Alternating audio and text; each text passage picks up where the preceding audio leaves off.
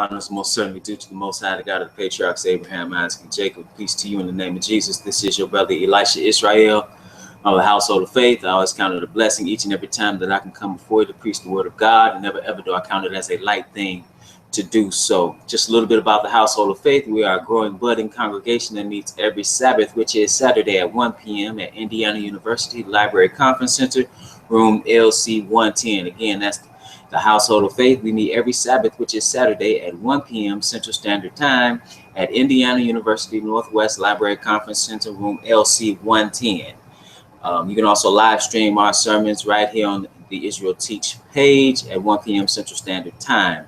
You can also listen to our sermons on the radio program WLTH 1370 AM, the Region's Choice, the Household of Faith radio program, every Sunday at 4 p.m. Central Standard Time. Again, that's the Household of Faith. You can listen to our sermons on WLTH 1370 AM, the Region's Choice, at 4 p.m. Central Standard Time. If you are not in the Northwest Indiana or Chicagoland area, you can listen to these sermons via the internet. Just type in WLTH 1370 AM in a Google search, and you will see that option for that radio station to come up, and then you will see the live stream option. Okay, brothers and sisters, I want to get right into the lesson. And today's lesson is Black History, Stolen Identity. Black History, Stolen Identity. Because we as a people, I'm talking about the so-called African American in the United States, we have no idea who we are as a people. And brothers and sisters, we're going to find that that was prophetic, and we've dealt with on numerous occasions the curses that were placed on us as identifiers showing who the true Israelites are. Because we have a people claiming to be Israel today, and they are not the chosen people of God. They couldn't possibly be the chosen people of God according to history, but most importantly, according to Bible prophecy. But we're going to read something about a particular people. Okay, we're going to read something about this particular people that you read about all over the Bible, and a lot of times you never hear anything about them. If you're growing up in a Christian church, the Baptist church, never heard the name mentioned that I can recall one time, and yet the Bible is telling you something specific about these people. Okay, and so if you put the pieces together, you will find out that these are the people who are perpetrating the biggest fraud in human history. The biggest fraud in human history is the fact that the people who claim to be the Jew today are not the Jews, brothers and sisters. They're not the Jews. So let's just first of all, because many of us are ignorant concerning this fact. Okay. So just since I mentioned it, starting off, what is a Jew? What is a Jew, brothers and sisters? Let me read something to you from the 1980 Jewish Almanac. Okay, it's under the heading A Brief History of the Terms for Jew. It says, strictly speaking, it is incorrect to call an ancient Israelite a Jew, or to call a contemporary Jew an Israelite or a Hebrew. Okay, because what many people fail to understand is a person is not a Jew because they practice Judaism, brothers and sisters. You cannot find Judaism in this book. You can't find Judaism in this book. What you find is the law that was given to the children of Israel, and there were 12 tribes. Okay, and you had one of those tribes, Judah, who you would call Judeans or Jews, or you could also call them Jews who were a part of the southern kingdom of Judah. Okay, after the kingdom split, generally speaking, right? Like, for example, Paul was a part of the southern kingdom, right? And so all those people came to be known as Jews, but he was not a Jew specifically. He was a Benjamite, you see. So when you break it down, he was a Benjamite. He was an Israelite of the tribe of Benjamin, right? So you know it's a fraud because they say they went back into the land in 1948. But if you read prophecy, like we read the last time I came before you, we talked about how David was going to be king over them and how Israel was going to be brought into their own land by God, right? So We know that's he's gonna do that at his second coming, gonna gather his people from the four corners of the earth. You read his very elect. You read that in Matthew 24, verses 29 through 31, and all over the book, the regathering of Israel at his coming. So you know that didn't happen yet. Okay, you know that. So how is it that these people are calling themselves? They say, well, Israel is restored. They the Jews, brothers and sisters. The Jews are a black people. And when you look furthermore at the archaeology tells you that, history tells you that they're perpetrating the fraud. And when you look at the Bible and the curses that were placed on this people, you know that they couldn't possibly be the children of Israel. Okay, so I just want to pick it up at Deuteronomy 28, verse 60. We'll just start at verse 64. It says, and the Lord shall scatter thee among all people from the one end of the earth even unto the other, and there thou shalt serve other gods which neither thou nor our fathers have known, even wood and stone. So the true Israelites are going to be scattered. If we had read earlier in this chapter, we could have read about how their children will be sold into slavery and how their wives will be raped. We could read about how they were the head and not they were the tail and not the head. See, when you look at the so-called Jew today, they are ahead of all the financial institutions. They are doing the lending. Nobody's lending to them. They run the media. You see, per capita in America, they have one of the highest incomes per capita. So how is it that they are on the bottom? Because we know from reading the scriptures that Israel continued to sin against God until they were cast into slavery. So in verse 68, it says, and the Lord shall bring thee into Egypt again with ships. Egypt represents, he said Egypt as the house of bondage. That's how it was called, because that was Israel's first bondage. Okay. So it says, and the Lord shall bring thee into Egypt again, into bondage again with ships. By way whereof I spake unto thee, thou shalt see it no more again, and there ye shall be sold unto your enemies for bondmen and bondwomen, and no man shall buy you. So you're going to go into slavery by way of slave ships. And it says, ye shall be sold unto your enemies for bondmen and bondwomen, and no man shall buy you, meaning nobody's going to redeem you. Nobody's coming to pull you up out of that condition, even though we as a people right now don't wear the shackles of slavery. We still are enslaved. We are still in the land of our captivity. We've never gone home as a people, right? We've never gone home, and the Lord is going to make that happen. But it says first you're going into slavery by way of slave ships. See, that didn't happen to the people who call themselves the Jews today. The people who call themselves the Jews today, yes, many of them suffered what was terrible, the Holocaust, right? They suffered that amongst a bunch of other people. They weren't the only ones. At that time, I'm talking about the ones that Hitler was persecuting. He was persecuting Armenians, Jehovah's Witnesses, homosexuals, Black Africans that were there, that were placed there by the French. So all these people were in those internment camps, right? And they will say that that is the worst thing that's ever happened in human history. You have even countries that were not involved paying reparations to them. Let me tell you something. As bad as that was, that does not compare. And I'm not into comparing oppression and exploitation of people. But the worst, and I mean the worst crime against humanity was the transatlantic slave trade. And that's what's prophesied in the Bible. See, Hitler taking them into concentration camps, as bad as that was, that's not biblical prophecy. That's not biblical prophecy. You don't find that. You find the transatlantic slave trade here. Okay, so let's go somewhere else though. Let's go to let's see. Let's go to Deuteronomy 32, because he says something about this people. He says something about this people his people that would be cast into slavery. He says, I said I would scatter them into corners. I would make the remembrance of them to cease from among men. Right? So we as a people, as a whole, don't know who we are. We're coming into the knowledge of ourselves now because time is running out. But ultimately, we don't know who we are as a people. And many others don't know who we are. For example, you have a lot of evangelicals and other so-called Christians who say we support Israel at all costs, and they support all the dirt that those people do, the Israelis, the people who occupy that land right now, because they are not the Israelites. And they will support them with all the dirt that is done.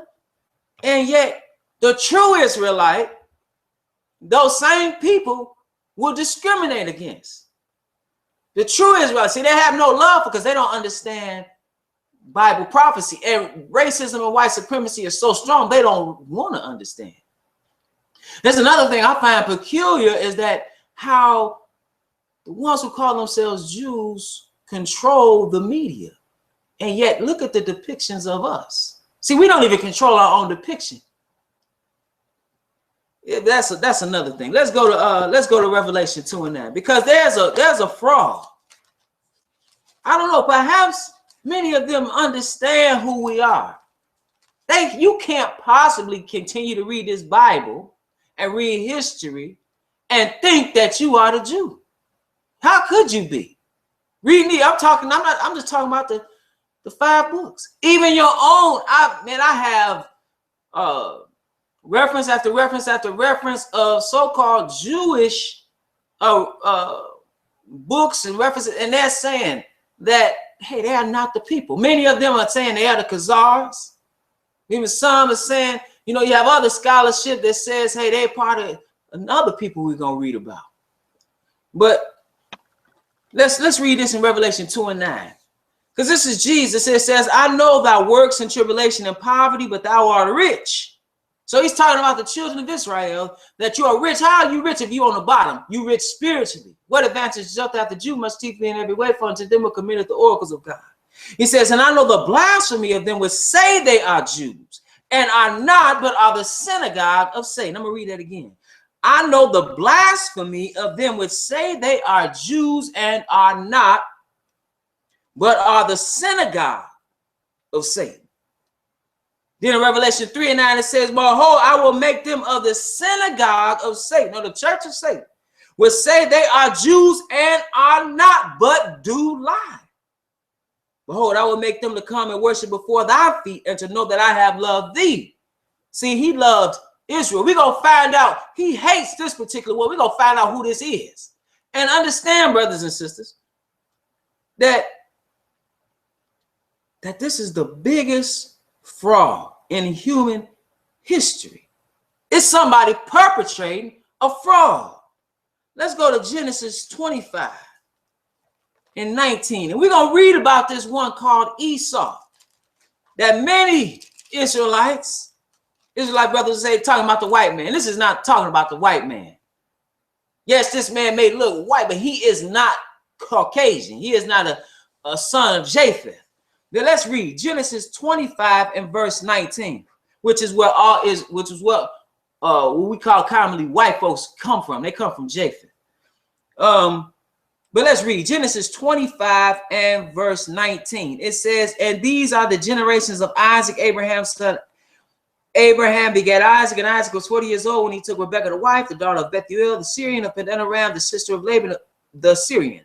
And Isaac entreated the Lord for his wife because she was barren, and the Lord was entreated of him, and Rebekah, his wife, conceived. So she became pregnant. Then it says, and the children struggled together within her, and she said, if it be so, why am I thus? And she went to inquire of the Lord, and the Lord said unto her, 2 nations are in thy womb, and 2 manner of people shall be separated from thy bowels, and the one shall be stronger than the other people, and the elder shall serve the younger. Okay, so this was revealed unto Rebekah. Let's read about these twins, the birth of Esau and Jacob. Jacob, who we know his name was changed to Israel. He's the progenitor of the children of Israel, Abraham, Isaac, and Jacob. Okay, Jacob's name was turned to Israel, and they grew into a mighty nation. But it says in verse 24, and when her days to be delivered were fulfilled, behold, there were twins in her womb. And the first came, I read all over like a hairy garment, and they called his name Esau. Okay, which means hairy. Okay, so this first one came out, and then it says, and after that, his brother out at his hand took hold on Esau's heel, and his name was called Jacob. And Isaac was 80 years old when she bare them. So let's read a little further. It says, and the boys grew, and Esau was a cunning hunter, a man of the field, and Jacob was a plain man dwelling in tents. And Isaac loved Esau because he did eat of his venison, but Rebekah loved Jacob because she understood what the Lord had revealed unto her concerning the youngest boy. And Jacob sought pottage or boiled pottage, and Esau came from the field, and he was faint. And Esau said to Jacob, feed me, I pray thee, with that same red pottage, for I am faint. Therefore was his name called Edom, which means red. Okay, so he was reddish looking. He was, I'm talking about his skin tone. Okay, reddish and hairy all over. It says, and Jacob said, sell me this day thy birthright. See, as the oldest son, you would have a particular birthright from your father. But he said, hey, Jacob, the youngest, said, hey, sell me your birthright. If you want this pottage, sell me your birthright. We'll keep reading. We'll keep reading in that same verse. Oh, excuse me, verse 32. And Esau said, behold, I am at the point to die, and what profit shall this birthright do to me? And Jacob said, swear to me this day. And he sware unto him, and he sold his birthright unto Jacob. Okay, so he sold his birthright. Okay, let's go to but just to show you that real quick, that Esau came from Abraham, Isaac, and Jacob. Let's see something real quick. This is Genesis 10. This is Genesis 10. All right. Genesis 10. Let's see. Actually, we'll start at Genesis 11. It says in verse 10, these are the generations of Shem. Okay, so we know what we're reading here. Shem was 100 years old and begat Arphaxad 2 years after the flood. Now we're gonna skip down and see who somebody else he bore. Verse 29. And Abram and Nahor took them wives. It says verse 27. Now these are the generations of Terah. Terah begat Abram. Abram, who we know his name was changed to Abraham. Okay, so in Genesis, so that's Shem. So Israelites come from Shem. Esau also comes from Shem. Okay. Now, when you look at who's in the land now, you may have a mixture of some people who we gonna read about, like these Gentiles, these Europeans. But because you look at the different sects and so forth. But through the Bible, we know that we're gonna find out that this same one is the one that's claiming to be the Jew today. So in Genesis 10, it says the sons of Japheth, Gomer and Magog and Madai and Javan. It goes down. It says, and Tubal and Meshach and Tyrus, and the sons of Gomer, Ashkenaz and Riphath and Tergama, and the sons of Javan, Elisha and Tarshish, Kittim and Dodanim. By these were the isles of the Gentiles divided in their lands, every one after his tongue, after their families and their nations. Now, who are these people? These were the Medes, the Greeks, right? These people near Russia. These are all Europeans. If you want to know who the Gentiles are, because you got some Israelites running around here saying that Israel, they're Gentiles. He's not saying that because they don't want anybody else to be saved but Israel, which is not biblical. But if you want to know who the Gentiles are, look and see where the Apostle Paul went. He went throughout Europe and even parts of Asia. Those are the Gentiles, brothers and sisters. Esau is not a Gentile. He is not a Gentile. He is actually Semitic. Okay? But let's keep going. So Esau is not the white man. The white man are the Gentiles. Okay? If you look at who those people in Genesis 10 are, you look at where Paul the apostle to the Gentiles went, where is he going all throughout Europe? Those are Gentiles. Okay? But let's go to Genesis 26 and verse, let's see, 27. Let's go to 27. Because the blessing was sold. Let's go to 27. Actually, you know what? We'll go to another place. Because we want to find out how God felt about him selling his birthright. Let's go there. We want to find out how God felt about Esau selling his birthright. This is Hebrews 12. Hebrews 12, 16 and 17. It says, lest there be any fornicator or profane person, as Esau, who for one morsel of meat sold his birthright. Okay, so he likened him to, it said, a fornicator or profane person as Esau. Okay, so we read somewhere else. Let's read somewhere else. Let's go to Romans. Let's go to Romans.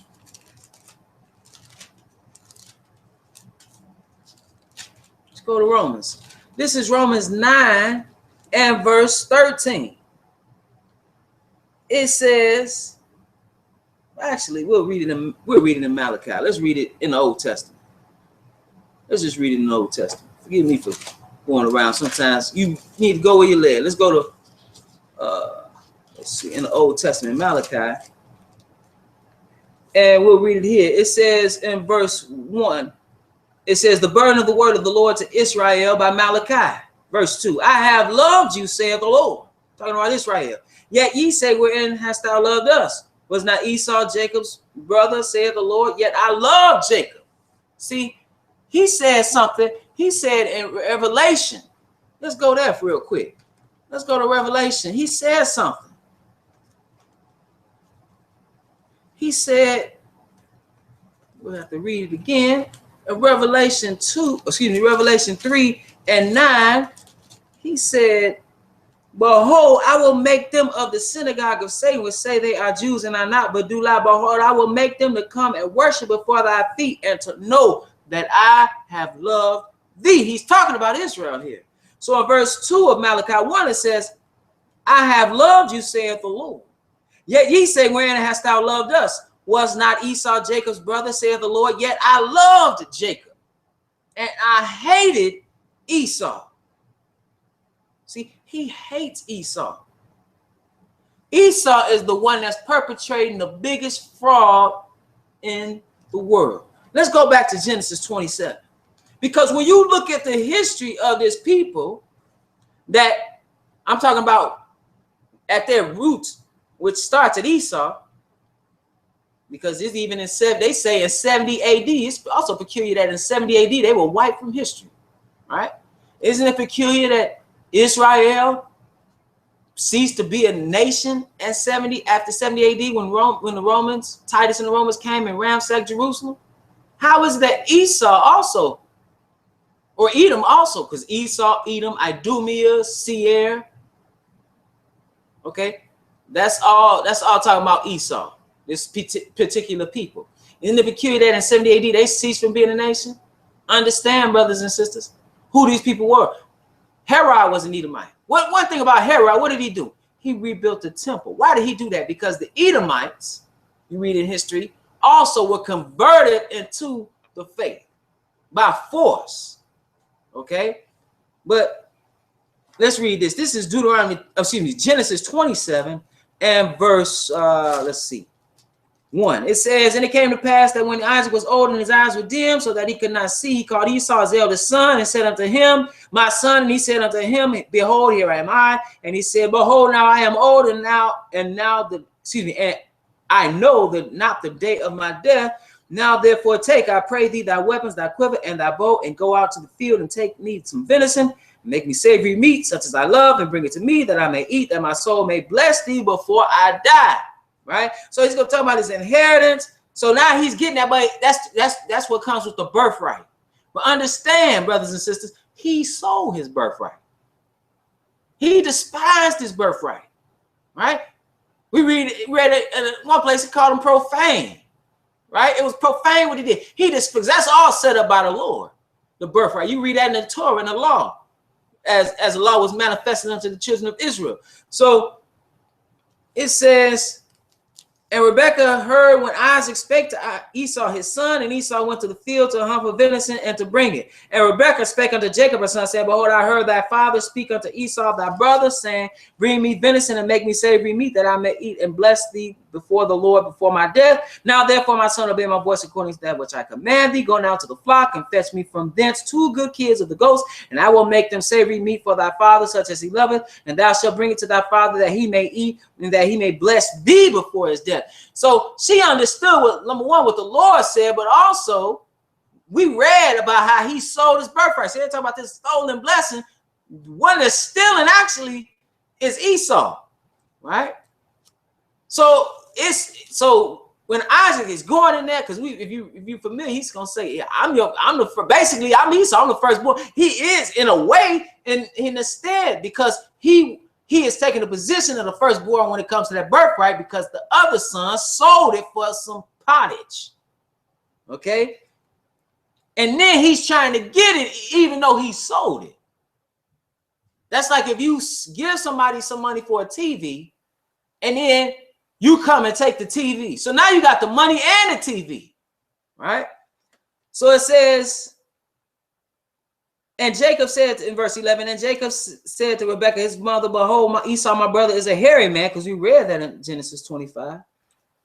And then it says, Esau, my brother, is a hairy man, and I am a smooth man. My father, peradventure, or perhaps, will fear me, and I shall seem to him as a deceiver, and I shall bring a curse upon me. She said, Look, listen, let the curse be upon me. Just do what I said. So she gave him the savory meat. She gave him some clothes to make it seem, and she sent him in there as if he was Esau. Okay, so we're gonna skip down a little bit, because he went in, Jacob, and he blessed Jacob. Okay, because he said, "You Esau." He said, "Man," because he couldn't see. Remember, he couldn't see. So it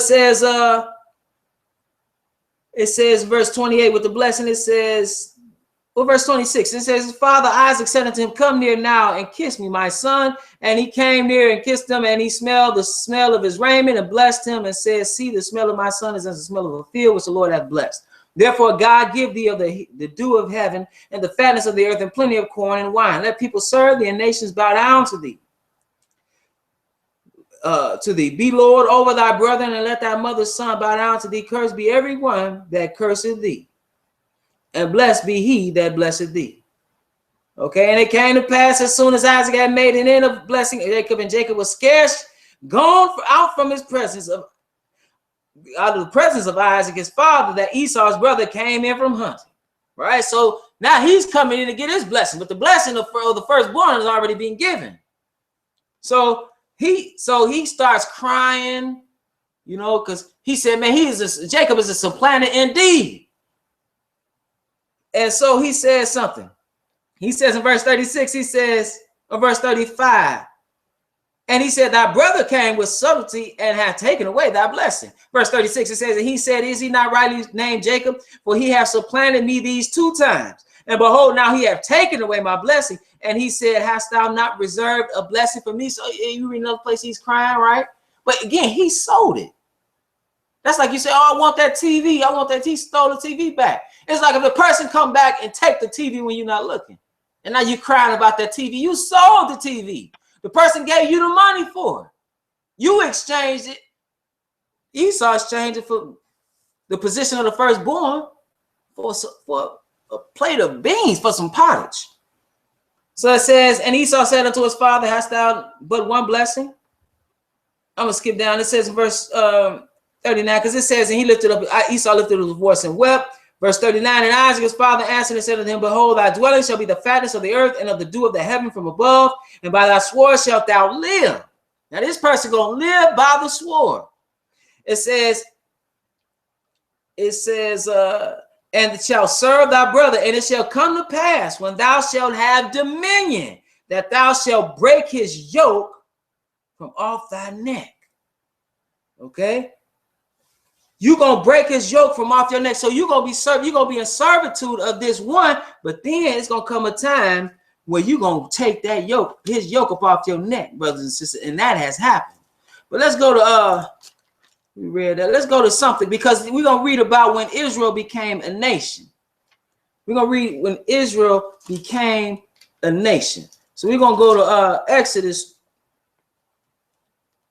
We're going to go to Exodus. Let's see. Exodus 15. Exodus 15.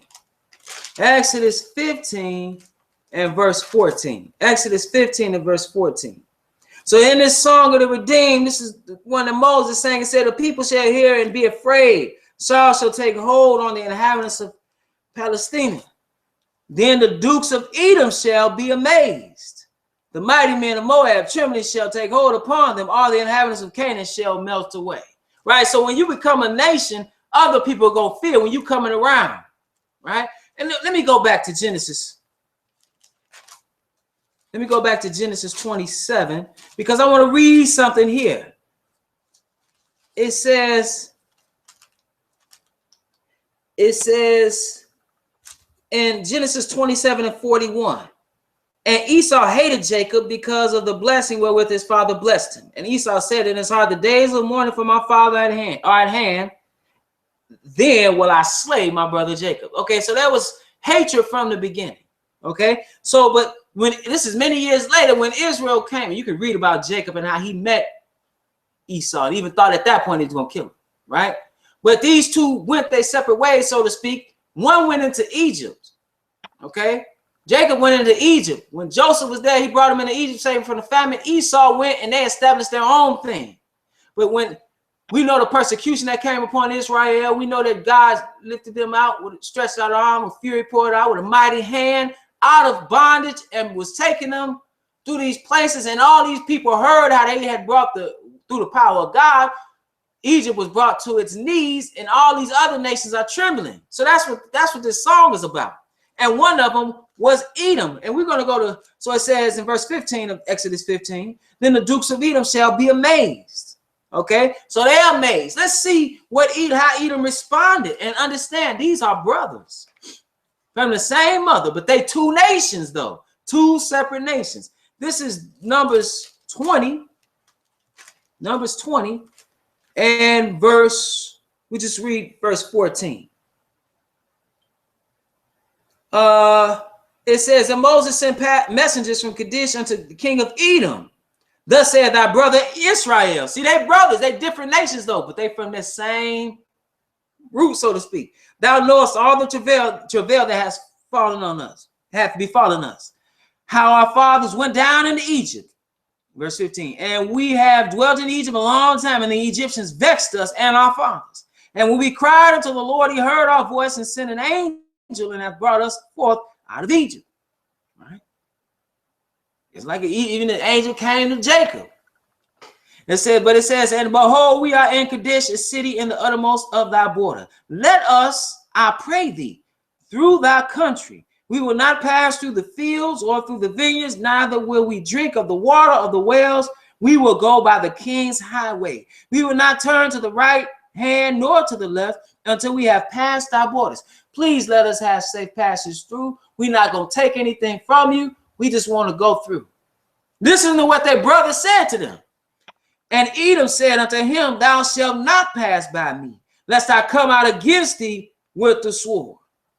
Okay, so, and it says in verse 19, and the children of Israel said unto him, we will go by the highway, and if I and my cattle drink of thy water, then I will pay for it. I will only, without doing anything else, go through on my feet. Verse 20, and he said, thou shalt not go through.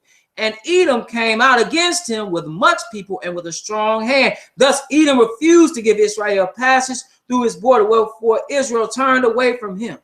Okay, so that was that hatred. That was that hatred. Even then, there was hatred. Let's go to we're gonna go to another place. We're gonna go to Psalms. Let's go to Psalms. We want to go to Psalms, the 83rd division. Well, actually, let's go to 2 Kings 8 and 20.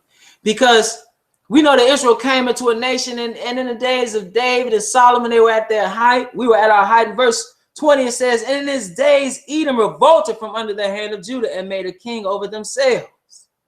Okay? So We read in Genesis when the blessing was coming, hey, brother would have them under yoke, so to speak, would be ruling over them. It says, so Joram went over to Zaire and all the chariots with him, and he rose by night and smote the Edomites, which compassed him about, and the captains of the chariots, and the people fled into their tents. Yet Edom revolted from under the hand of Judah unto this day. The Limnah revolted at the same time. So you got revolt. Now let's skip all the way to this psalm in Psalms 83, because we want to read something here about this one and what they actually did, because we know that ultimately Israel is after Solomon, it's downhill, right? The kingdom split. Then you had in 721, 722, the 10 tribes going into captivity. Then around 586, you had the Judah, the southern kingdom, going into captivity. Judah and Benjamin and Levi scattered in there through there, but you had those going into captivity, right? And then they were able to come back in the days of Ezra and Nehemiah. But understand, history also tells you when they went back in the days of Ezra and Nehemiah that Edom, or the Edomites, had taken part of Israel for themselves, because Idumea, which is where what the Edomites established, is right next. If you look on a map, on an old biblical map, Idumea is right next to Israel. And they even took part of Israel.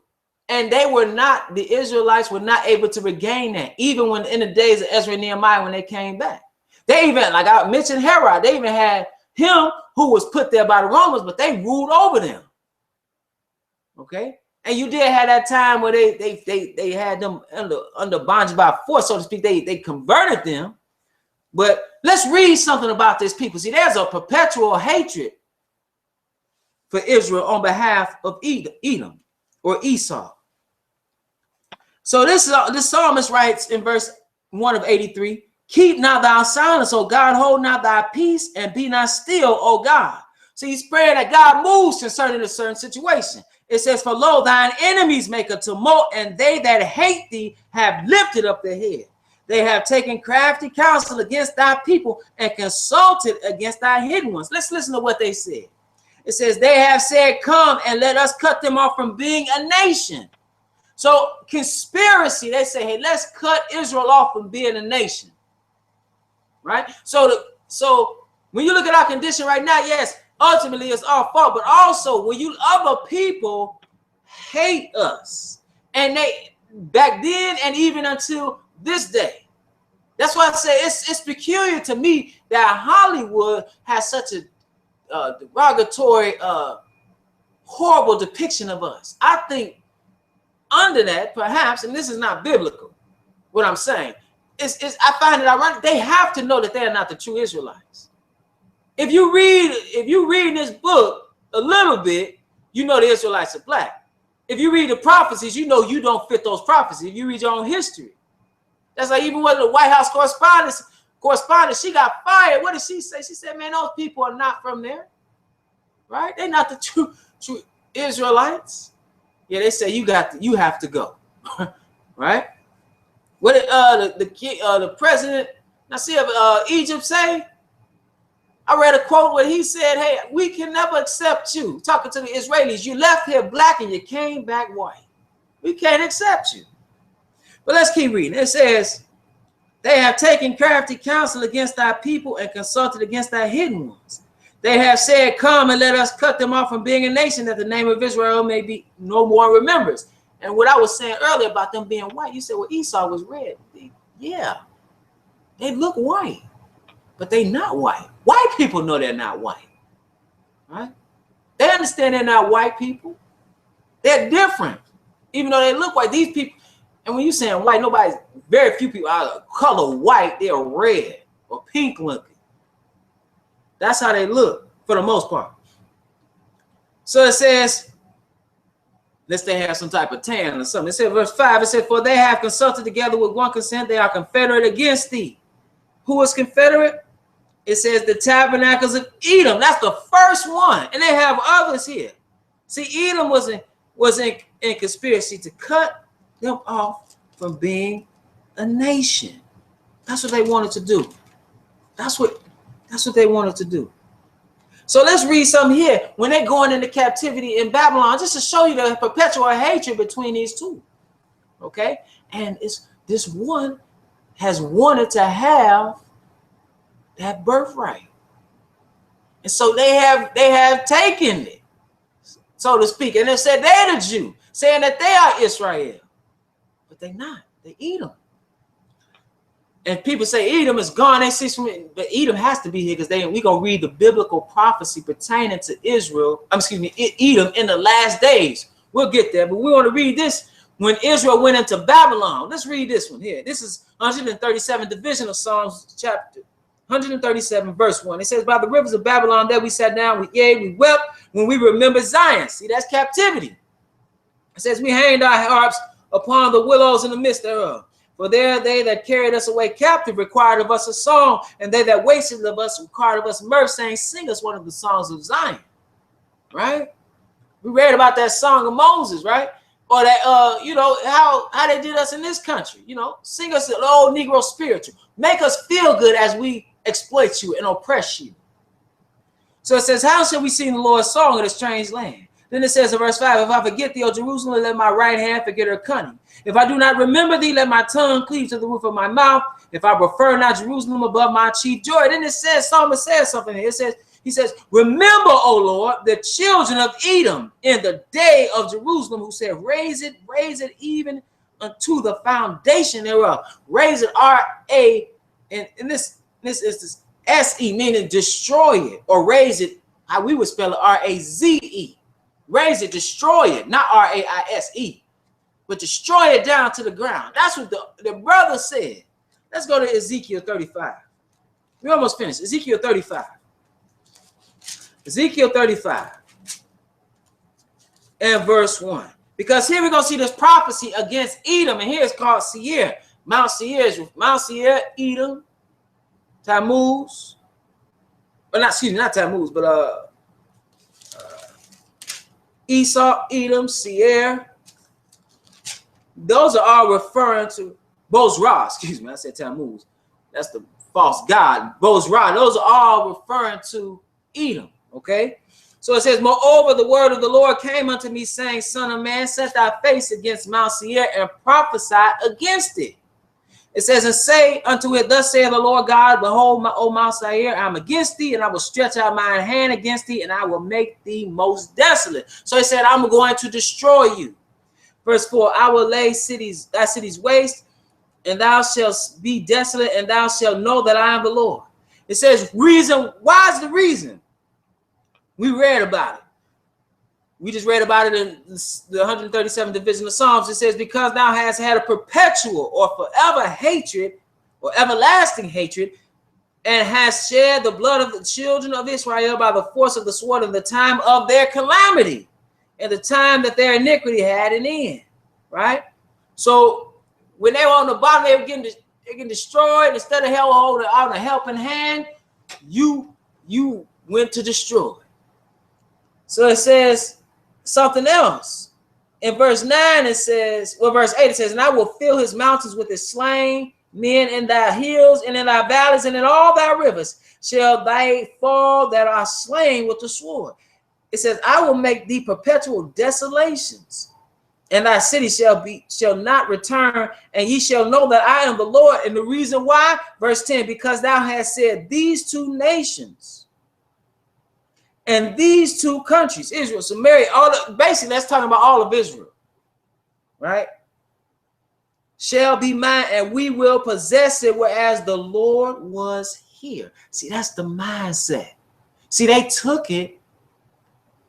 They had taken it so Ezra and Nehemiah comes back, they had taken parts of it, and they had already converted to their version of what's in the scriptures, as did some other people, like the Samaritans. But so when Israel goes into captivity, he says, I'm going to make the remembrance of you to cease from among men in Deuteronomy 32 and verse 26. So what happened? You had another claiming to be the Jew. That's what happened. And it's Esau. That's who it is. It's Esau. They just took the name. And the Lord saying, that's blasphemy. I know the blasphemy of them would say they are Jews and us, but are the synagogue of Satan. These are the ones that's doing it. Let's read something here in Joel. We're going to go to Joel chapter 3 and verse 18. Because he says something about Edom. Now, this is talking about the final restoration of Israel. Because earlier in here, he says, in chapter 3 of Joel, he says in verse 1, behold, in those days and in that time when I shall bring again the captivity of Judah and Jerusalem. This is future, brothers and sisters. And he's coming back to gather his very elect. He's coming back in war. One of the reasons he's coming to take over this world, but he's also coming to redeem his people. We are still in captivity. It says, I will gather all nations and will bring them down into the valley of Jehoshaphat and will plead with them there for my people, for my heritage Israel, whom they have scattered among the nations and part of my land. And they have cast lots for my people and have given a boy for an harlot and sold a girl for wine that they might drink. Slavery, brothers and sisters. Sold them far from their borders. And you know who were big enslavers? So-called Jews. Right? That's not talking about just them, but they were heavy in the slave trade. But let's go to Joel 3 and verse 18. It says, and it shall come to pass in that day that the mountains shall drop down new wine, and the hills shall flow with milk, and all the rivers of Judah shall flow with waters, and a fountain shall come forth of the house of the Lord, and shall water the valley of Shittim. Verse 19, Egypt shall be a desolation, and Edom shall be a desolate wilderness for the violence against the children of Judah, because they have shed innocent blood in their land. Why are they still talking about Edom if Edom is totally gone, if they've been totally destroyed? It's because Edom is the one that's claiming they the Jew today. Let's go to Isaiah 34. It's talking about Edom or Esau in these last days. And the Lord's going to deal with this people when he comes back. He's going to deal with this particular group of people. They are perpetrating a fraud. Like I said, history said that they ceased from being in existence in 70 AD. Yes, because they shared that name and took on the name Israel. Let's go to Isaiah 34. And they were already practicing the ways and the customs. This is Isaiah 34 and verse 6. So this is talking about the day of the Lord. He says something here. It says in let's skip up to verse 5. It says, for my sword shall be bathed in heaven. Behold, it shall come down upon Idumea and upon the people of my curse to judgment. The sword of the Lord is filled with blood. It is made fat with fatness, and with the blood of lambs and goats, with the fat of the kidneys of rams. For the Lord hath a sacrifice in Bozrah, and a great slaughter in the land of Idumea. But when is this? Verse 8, for it is the day of the Lord's vengeance, and the year of recompenses for the controversy of Zion. We just read about that, about what these other nations have done, in particular, Idumea, Esau, Edom, Bozrah, Seir, all the same. He's going to deal with them when he comes. He's going to deal with this particular people when he comes. Let's read it here. And this is Isaiah 63. We almost done. We have this in another place. It says, who is this in verse 1? Who is this that cometh from Edom with dyed garments from Bozrah? This that is glorious in his apparel, traveling in the greatness of his strength. I that speak in righteousness, mighty to save. So wait a minute. He's coming from Bozrah. This is talking about the return of the Lord. And one of the people he's dealing with, rather, is Esau. It says, wherefore art thou red in thine apparel, and thy garments like him that treadeth in the wine vat? Meaning you in a wine press stepping on the grapes, and all your clothes have the blood of the grapes or the juice of the grapes on them, and they've stained. He's speaking figuratively here in regard to all the killing, and some of the killing that he's going to do when he comes back is Edom. But how could that be if Edom was destroyed in 70 AD, never to be heard from again? Because that's not accurate. We've been told so many lies, brothers and sisters. So in verse 3, it says, I have tried the wine press alone, And of the people there was none with me, for I will tread them in mine anger and trample them in my fury, and their blood shall be sprinkled upon my garments, and I will stain all my raiment. When is this? For the day of vengeance is in mine heart, and the year of my redeemed is come. We just read about that in Joel. Let's go to the last place. Let's go to Obadiah. Obadiah. This prophet, his whole prophecy was to Edom and their doom. This is the last place. This is Obadiah 1 and verse 1. Again, this is Black history, stolen identity. History you won't hear about in church. History you'll get scantily in the history books if you dig down deep, because you have books about how the people who call themselves the Jew or Israel are not the true Jews. The invention of the Jewish nation, Khazars and Khazaria, the 13th tribe, all of them like them, you know, they have different pieces. And there are other books. There are other books and other scholars that talk about that. But even H.G. Wells in the Outline of History, he talks about that. They liken them to Khazaria. But the scriptures, understand that the scriptures are saying that the one that's calling themselves the Jew or Israel, that they are Edom, Edomites. So in verse 1, it says, the vision of Obadiah, thus saith the Lord God concerning Edom, we have heard a rumor from the Lord, and an ambassador is sent among the heathen. Arise ye, and let us rise up against her in battle. It says in verse 2, behold, I have made thee small among the heathen, thou art greatly despised. Talking about Edom. He said, man, you hated everywhere you go. Verse 3, it said, the pride of thine heart hath deceived thee. Thou that dwellest in the clefts of the rock, whose habitation is high, that saith in his heart, who shall bring me down to the ground? See, you are riding high right now. You are arrogant right now. Even if you look at the people right now who call themselves Israel, they dwell in the midst of their enemies by the sword. That's what they do.